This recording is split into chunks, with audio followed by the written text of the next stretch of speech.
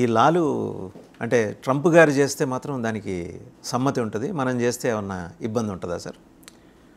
అది జయశంకర్ గారు చాలా బాగా దానికి ఒక స్టేట్మెంట్ ఇచ్చారు. I think it was in UN అనుకుంటాను. Double standards, American double standards గురించి. అమెరికా ఏం చేస్తే వాళ్ళు చేసినంత నిజం, అలా చేసినంత తప్పు లేదు, మనం చేస్తే అదంతా అబద్ధం, లేకుంటే అది అన్ని తప్పులు అని చెప్తారు. చాలా ఎగ్జాంపుల్స్ ఉన్నాయి అట్లాంటిది. మనం అమెరికా ఒక దేశం మీద వెళ్ళి దాడి చేస్తే అదంతా కరెక్ట్, మన వెళ్ళి దాడి చేస్తే అది చేయకూడదు. మీరు పాకిస్తాన్ మీద మన ఆపరేషన్ సింధూర్ తీసుకోవచ్చు ఎగ్జాంపుల్. అదే టైంలో ఇప్పుడు అమెరికా లేటెస్ట్గా చూసినట్టంటే వాళ్ళు క్రిస్టియన్స్ని అటాక్ చేస్తున్నారని చెప్పి నైజీరియా మీద అటాక్ చేస్తూ అంటున్నారు. ఓకే, అక్కడ ఉన్న కొన్ని టెర్రరిస్ట్ గ్రూప్స్ వేరెవరైనా ఉండొచ్చు.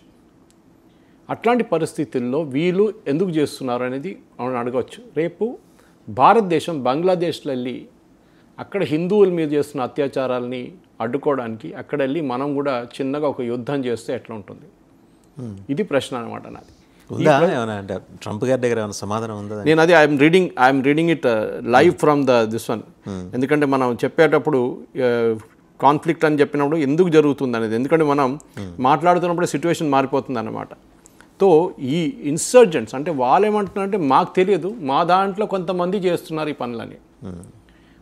ఆఫ్రికాలో చాలా రాజ్యాల్లో ఈ ప్రాబ్లం ఉంది. బుర్కినా ఫాసో తీసుకోండి, చాలా రాజ్యాల్లో అగెయిన్స్ట్ అట్రాసిటీ. ఇప్పుడు సిరియా తీసుకోండి, సిరియాలో హఫీజ్ అల్ అసద్ ఆయన నడిపిస్తున్నప్పుడు వాళ్ళ కమ్యూనిటీ విత్ ఇన్ ఇస్లామిక్ కమ్యూనిటీలో కూడా వాళ్ళ ట్రైబల్ గ్రూప్స్ ఉంటారు. వాళ్ళు ఇప్పుడు దాకా వాళ్ళు మొత్తం ఎంజాయ్ చేసుకున్నారు. ఇప్పుడు వాళ్ళ వ్యతిరేకంగా వాళ్ళ మీద దాడులు జరుగుతున్నాయి, వాళ్ళని చంపేస్తున్నారు. ఇప్పుడున్న ఎగ్జిస్టింగ్ సిరియన్ ఫోర్స్, ఆ సిరియన్ ఫోర్స్ ముందు టెర్రరిస్ట్ ఉండే. ఇప్పుడు కూడా సిరియన్ ప్రెసిడెంట్, ఆయన పేరు నాకు గుర్తులేదు ఎగ్జాక్ట్గా, కానీ ఆయన యుఎస్ లిస్ట్లో ఉన్నారు, టెర్రరిస్ట్ లిస్ట్లో. మోస్ట్ వాంటెడ్ ఐసిస్ టెర్రరిస్ట్గా ఉన్న మంచి ఇప్పుడు సిరియన్ ప్రెసిడెంట్ అయిపోయారు. ఎందుకు? అమెరికా ఏం చెప్తే మేము అది పాటిస్తాము. ప్రెసిడెంట్ ట్రంప్ కూడా కలిశాడు కదండి ఆయన మధ్య, కలిసి ఫోటో తీసుకున్నారు వైట్ హౌస్లో. ముందు మిలిటరీ ఫెటిజ్లో ఉన్న ఆయన సూట్ గుట్ అంతా వేసుకొని వచ్చి నా గుడ్ బాయ్ అయిపోయాడు. 10 మిలియన్ $50 మిలియన్ రివార్డ్ ఉన్న మనిషి ఇప్పుడు యుఎస్ దాంట్లో. సో మనం చేశారనుకోండి రేపు ఇది, మనం యుఎస్ డెసిగ్నేటెడ్ ఒక టెర్రరిస్ట్ని తీసుకొచ్చి మన దగ్గర మోదీ గారు కలిశారనుకోండి, అంతే కథ, మొత్తం మారిపోతుంది సిచ్యువేషన్ అంతా. సో ఈ డబుల్ స్టాండర్డ్ గురించి నేను ఎందుకంటే స్పెషలీ నాకు ఇది ఎప్పుడు గుర్తొచ్చింది, నేను రాత్రి ప్రెసిడెంట్ ట్రంప్ స్టేట్మెంట్ చూశాను. మేము నైజీరియా మీద మేము దాడి చేయబోతున్నాము, నైజీరియాని we are giving a notice to Nigeria that we will attack them. అంటే వాళ్ళు ఏమన్నా ప్రపంచ పోలీసా అండి? అదే కదా అమెరికాకి, అదే కదా వాళ్ళది.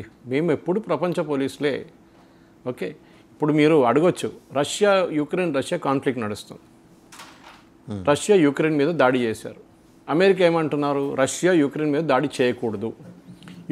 రష్యాకి ఒక వాళ్ళ పాయింట్ ఆఫ్ వ్యూ ఉంది. నేటోని తీసుకొచ్చి పక్కన పెట్టారు వీళ్ళు, మా పక్కన పెడితే మాకు బార్డర్ దగ్గర పెడితే మాకు థ్రెట్ అయిపోతుంది, దానికోసం మేము వాళ్ళ మీద దాడి చేస్తున్నాం, నేటోలో వీళ్ళు వెళ్ళకూడదు. లీగల్ పాయింట్ టేకన్, పుటిన్ చెప్తుంది. కానీ అదే టైంలో ఇజ్రాయెల్ గాజా యుద్ధం నడుస్తున్నప్పుడు ఓకే అప్పుడేమంటారంటే అది లెజిటిమేట్ టార్గెటే, ఇజ్రాయెల్ బాంబ్ చేసుకోవచ్చు కాబట్టి మేము కొంచెం ఇంకా బాంబులు సప్లై చేస్తామని చెప్పి. I support Israel for that matter. నేను దాంట్లో నాకు పాయింట్ ఆఫ్ వ్యూ ఏం లేదనమాట. ఇజ్రాయెల్ సపోర్ట్ చేయడం అంటే because they fighting a terrorist group. ఒకటే కాదు, 3-4 ఒకవైపు నుంచి హూతీలు, హమాస్, అక్కడేమో హెజ్బుల్లా, 3 హెడ్స్ మెయిన్గా, అండ్ దెన్ ఇరాన్ వాళ్ళ ఫిగర్ హెడ్. ఇదన్నీ డబుల్ స్టాండర్డ్స్. మీరు చూసుంటారు ఇజ్రాయెల్లో దాడి జరిగినప్పుడు కూడా ఏ దాడి అయినా కానీ అమెరికా సపోర్ట్ చేస్తారు. ఎందుకంటే అమెరికాలో చాలా పవర్ఫుల్ జ్యూయిష్ లాబీ ఉంది ఒకటి. వాళ్ళు మీడియా కంట్రోల్ చేస్తారు, ఫైనాన్స్ కంట్రోల్ చేస్తారు, వాల్ స్ట్రీట్ అంతా వాళ్ళ చేతిలో ఉంది. సో అమెరికా చేయలేరు, ఎందుకంటే రేపు కావాలంటే అమెరికన్ ప్రెసిడెంట్ ట్రంప్ కూడా కిందకి దింపగలరు, అంత పవర్ఫుల్ వాళ్ళు. మీరు అది కాకుండా చూడండి, ఏ రాజ్యం మీదైనా అమెరికా వెళ్ళి దాడి చేసినప్పుడు వాళ్ళు దాన్ని జస్టిఫై చేశారు. మరి ఫస్ట్ ఎగ్జాంపుల్ తీసుకుందాం మనం, ఎర్లియస్ట్ ఎగ్జాంపుల్. అమెరికా గవర్నమెంట్ కింద దింపడం అనేది అమెరికా ఎక్స్పర్ట్ అంట, CIA especially. Reza Pahlavi, Iran, Shah of Iran ఉండే కదా, దానికన్నా ముందు మెసడ్ అని చెప్పి వాళ్ళ ఇంకో ప్రెసిడెంట్ ఉండే, who was the legally elected head of state. ఆయన్ని కిందకు దింపడానికి సిఐఏ కలిసి ఆడిన ఆట ఏంటి?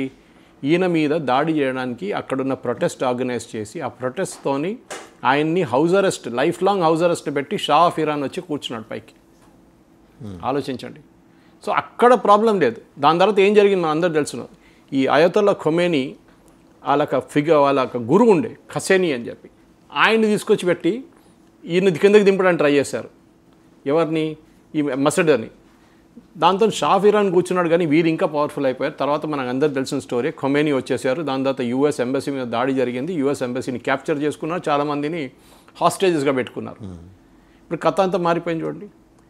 సేమ్ థింగ్ విత్ ఇరాక్లో ఎందుకు వెళ్ళారు? Weapons of mass destruction.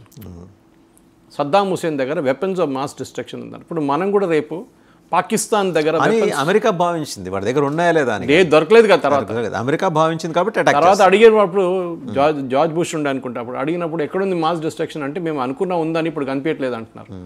ఇదేదైనా చిన్న దివాళీ పటాకాలు అండి, పక్కన అసాసినేషన్ ప్లాట్, ఆయన చంపేయాలనుకున్నారు అంతే. గదాఫీ మీద ఏం చేశారు? అదే పని చేశారు. గదాఫీని కావాలని చెప్పి చంపారు.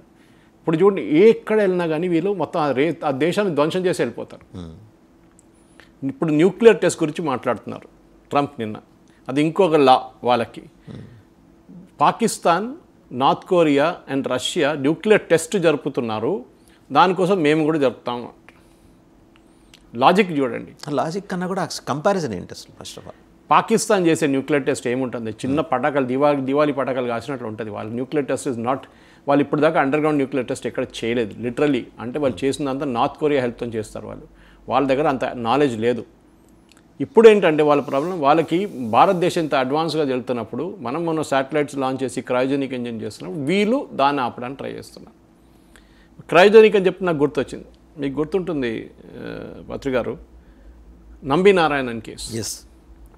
మనం నంబి నారాయణ్ గారిని ఎందుకు అరెస్ట్ చేయించారు? It's a big CIA operation ఉండేది. ఎందుకంటే మన దగ్గర క్రయోజెనిక్ ఇంజిన్, మరి 20-22 సంవత్సరాల ముందు మాట్లాడుతున్నాం సంగతి.